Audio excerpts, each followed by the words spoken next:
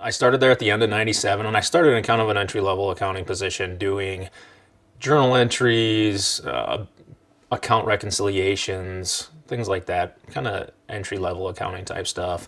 And my job there progressed throughout the years. I was steadily promoted. I was associate accountant, staff accountant, senior accountant while I was with ReliaStar, and with each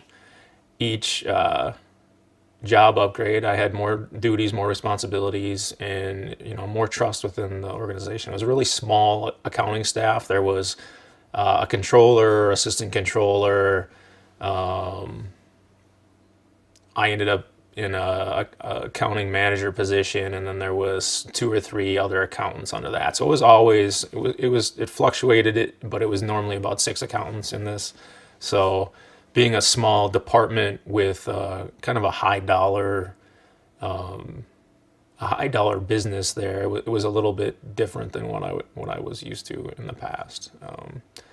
So how it progressed, I quickly was promoted up those. ING came in about 2000 and purchased ReliaStar, and not much changed except for kind of some of the corporate things that came down, who we reported to, who we talked to as far as investment accounting, corporate accounts payable, the software that we used, the reporting software was the biggest thing, which was the biggest thing that led to what I did was the software. So the most surprising thing for me was that I didn't have any authority in any of our old systems, and I shouldn't have. As somebody who was a person that made entries and approved entries and made entered requests for wires and checks and things like that, I'm definitely somebody that should have never had any sort of approval. And it seemed like they just took the approvals from our old system and uploaded them into this matrix. But there were people on there, me and another employee, who I don't know where they would have got our name, how they would have got onto this sheet. It was definitely an error. So who knows across the board? I mean, there were thousands of people on this matrix that had approval authority, and most people probably didn't even know their name was on there if they weren't supposed to be an approver. Like in my case, I used that information because I needed to know who approvers were. So I just happened to stumble across myself on there and say, why would I have any approval authority? So yeah, at the time my wife and I both had great jobs, and we were making, great money. And the issue that arose was when my wife got pregnant, I got really it became really important to me. It always was important to me to look successful and not let people know that I was struggling in any way, especially financially. And I wasn't in a huge amount of debt. We had some credit card debt, we had our student loans, but our life was really good. And but I kind of got obsessed with, well, I need to be the provider, and I need to make sure my wife can stay home with the baby when she's born, and so I kind of got obsessed with that. And when I stumbled upon the ability to basically cut myself a check for up to $250,000, what really hit me was, I could just pay off a couple things, and then my salary will be fine to support us going forward if I just didn't have, this little credit card debt over here and this, student loan over here. If I didn't have to worry about those things, everything would be fine. And, it had been a couple years since I discovered the ability to do what I had the ability to do. But I was like, well, I'd never do that. And I just kind of pushed it to the side and stuff. But it was always in the back of my mind that, hey, I really do have access to a lot of money here. We literally, I might send 20, 30, 50 million a day out of our business. Like it was really, high. I've sent $50 million wires before. So, I'm looking at it, a $5,000 check as, as you're justifying and whatnot, how it's nothing to them kind of thing. So, yeah, I just got to the point where I decided, hey, I need to take this step to be the provider, and not that my family needed what I did, but it was solely me putting this on myself, that I need to be the provider. I need to look successful to my family and friends, and be there to be the man of the house, kind of. So yeah, I literally went in one day and I said, I'm gonna do this. And all I did was I had a credit card that the name was obviously in the financial world. Insurance companies do business with financial companies. My credit card was a company we did business with. So I cut a check for around $1,100 to my credit card, and it just looked like a payment to a normal, like a commission or a refund or some small commission. And I mailed it off to my credit card company, and the check cleared and the debt was paid off, and it was just a piece of cake. And I was like, it just kind of, in a very bad way, hit me as way too easy. It was not the thrill of getting away with it. I think the psychology behind it was really growing up. I grew up in a house with a lot of love. My education was good. I did well in school. I did well in sports. I did well socially with girls. I had all that stuff going on, but one thing we never had was money. And so that was the thing I focused on. So, part of my career in accounting was it's probably a well-paying job. And I just couldn't get past that money thing and that show of success where I need to show that I'm successful. I need to have the perfect marriage and the perfect house, and I need to have the money and the this and the that. And that was the real motivator behind taking it to that next level. Is okay, now that I'm fine and out of debt and I'm getting by, how do I show that I'm really successful? And so it was literally just to take the money and to start doing things that made it look like I was doing a lot better than I was.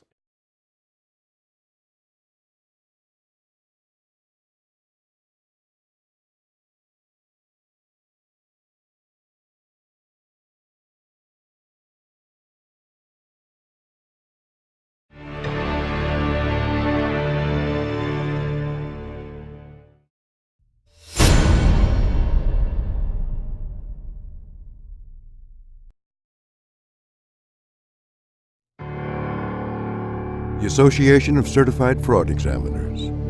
Together, reducing fraud worldwide.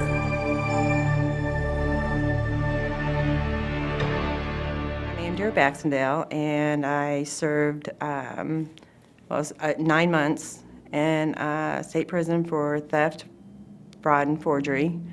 And I have 2 years of probation and some restitution to pay.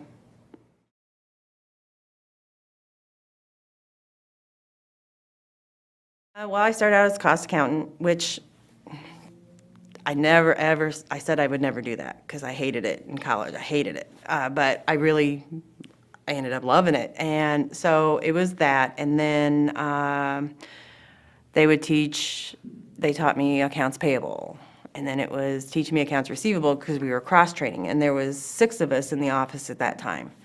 So we learned what everybody did. So if somebody's out, you can still do it. I always had the title of basically accountant is what they called it. And for years, for probably, I don't know, 8 years, there was never,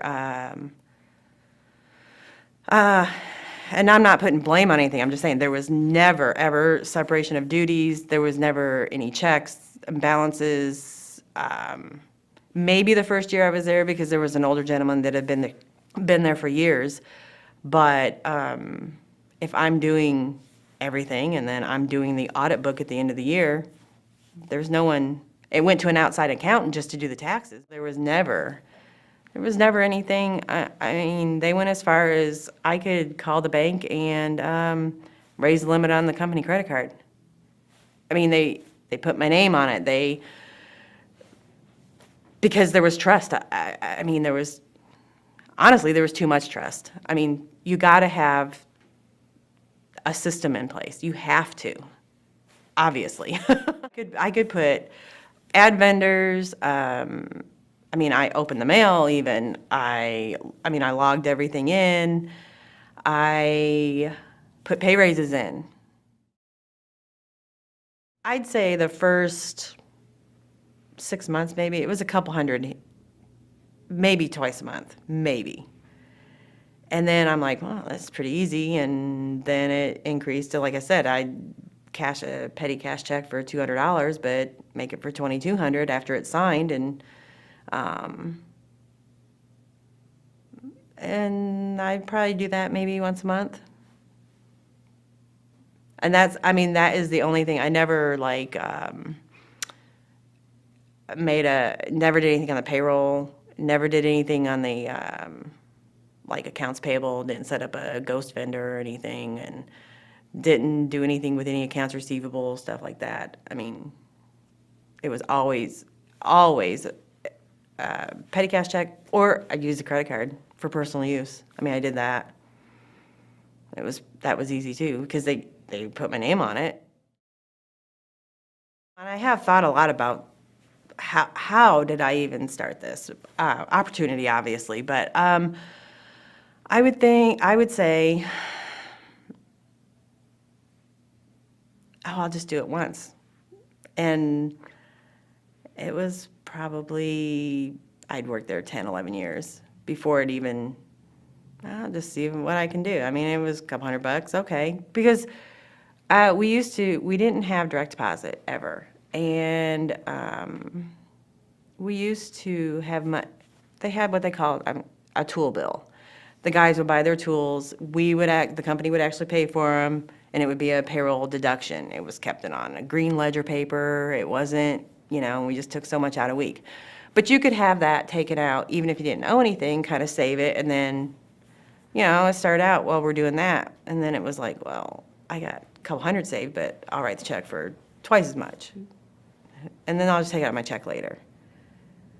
I mean, that's kind of how, thinking back, that's how it really started, And the owner would give loans,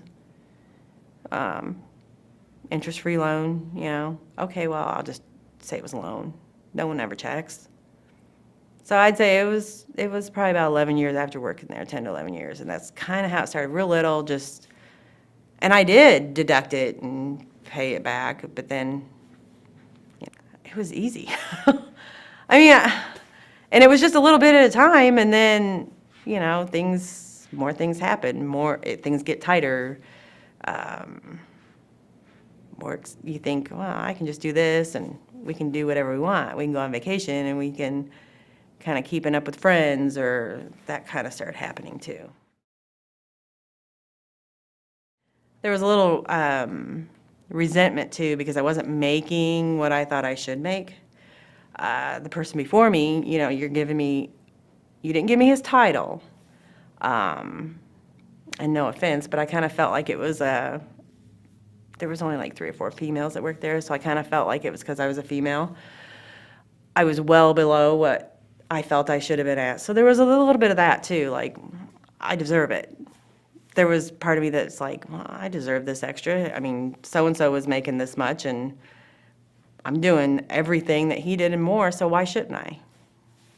So, felt I deserved more.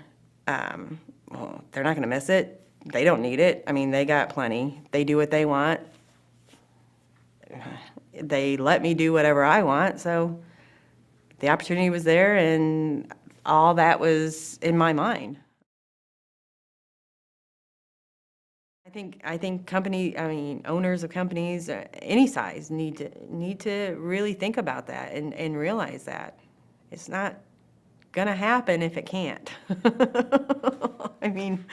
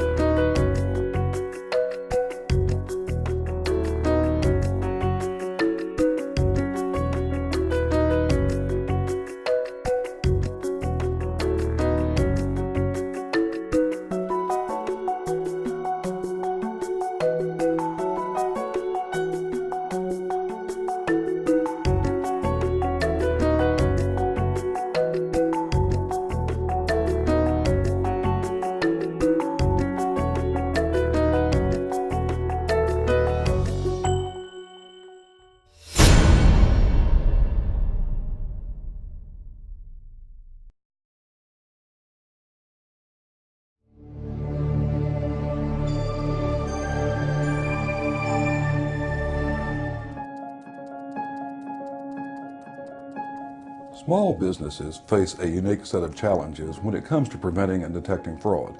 Research shows that a single fraud incident costs small businesses a median amount of over $150,000. Losing that much money to employee theft is an expense many small businesses just can't absorb. You rely on the trust of your employees to make your company successful. But how much trust is too much? Just ask these convicted fraudsters. The acts that I perpetrated personally could have been caught very easily with just a good boss. And honestly, too much trust in some ways is very unfair to the person being trusted, because we can all be tempted in various ways. I'm Jim Ratley, President and CEO of the Association of Certified Fraud Examiners. Here's the story of one small business owner who trusted his employee too much. My name is Roy Faust. I own a small custom kitchen and bath remodeling business. The reason I started this business is because I'm truly passionate about remodeling. I love it. However, sometimes as an entrepreneur, you have to wear so many hats that you can't really be an expert in everything. About 2.5 months ago, I had an employee steal upwards of about $25,000. The way that she was stealing money was that she was stealing my physical checks, writing checks to herself and depositing those checks. Then she was going into QuickBooks and basically changing around some of the coding to hide some of her transactions. Unfortunately, Roy did not implement clear strategies to prevent fraud at his company until it was too late. The best way to protect your business from fraud is to be proactive. If you are a small business owner, here are a few simple steps you can take to reduce the chances of experiencing fraud. Conduct background checks on all employees. We're looking not only at their skills, but we're looking at their background. We're going to vet them. We're going to check references. I'm not going to hire you if I can't check your reference. I've made mistakes in the past where I couldn't check a reference and I went ahead and hired someone, and there was a reason that I couldn't check that reference. So I think one of the things you do is vet your staff, check their references, look beyond just skills, but try to look at that person. Implement a written code of ethics. Generally, a code of ethics of a company really should be short. It needs to be something that company employees can pick up and use on a daily basis. If it's a long narrative, a long book, it's not helpful.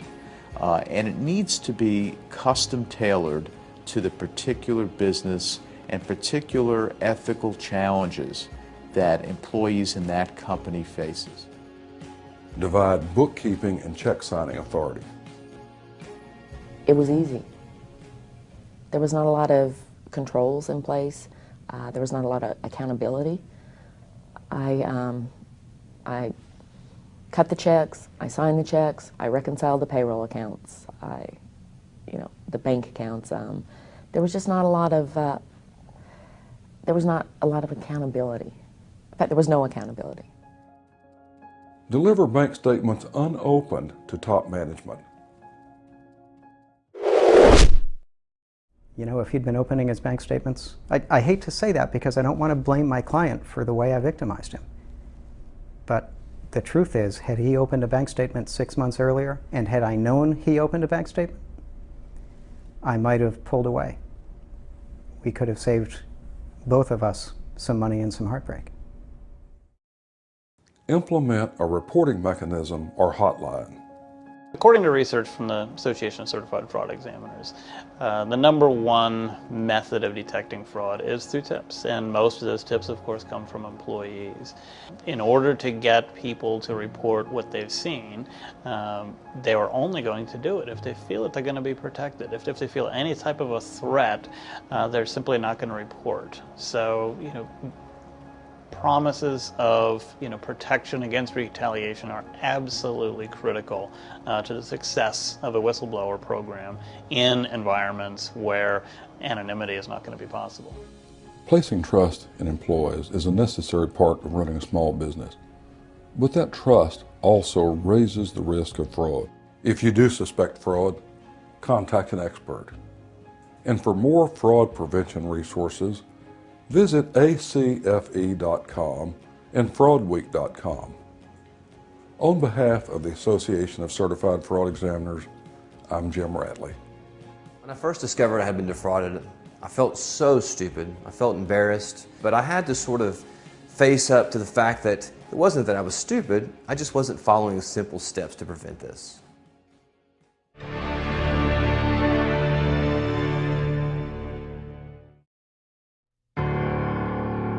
The Association of Certified Fraud Examiners.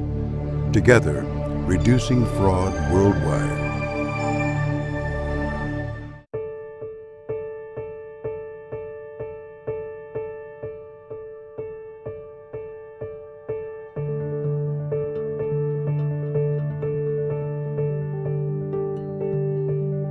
I'd actually come to know this employee personally before she started working with me. We had developed a friendship before we started our business relationship. And after we had known each other for a couple months, she had mentioned that she does bookkeeping. And since we already knew each other and I trusted her, I thought it would be a great fit for our business to bring her on as my bookkeeper. Whenever I brought on this new employee, I actually didn't take any time to do any type of background checks on her and didn't do any type of follow-up. I had just simply trusted her. After I had found out that she'd stolen the money, or I suspected that she'd stolen the money, I was very confused because she was very good at lying, and after all, I had trusted her. So at that point, I began to do my own investigation, and even though things were stacking up, the ability for her to pull the wool over my eyes, if you will, was amazing because she still had me kind of convinced throughout the process that she wasn't really capable of doing this.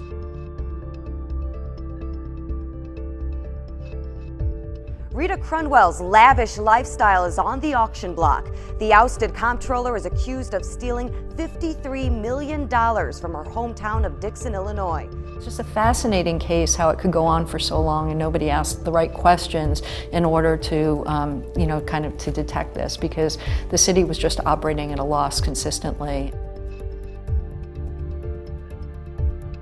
Because they think that they have wonderful employees that would never steal from them and that fraud would not happen to them. Yes, they realize it exists. Yes, they realize it's going to happen to somebody, but they always think that it's not going to be them. They're good people who get up every day to go to work and provide jobs, and so they just can't even believe that somebody would do this to them. They feel like every member is a family member, basically, of the business, and they don't think that that individual could ever commit a fraud. And the reality is that those are the people that have the most trust, the most access, and they will commit fraud.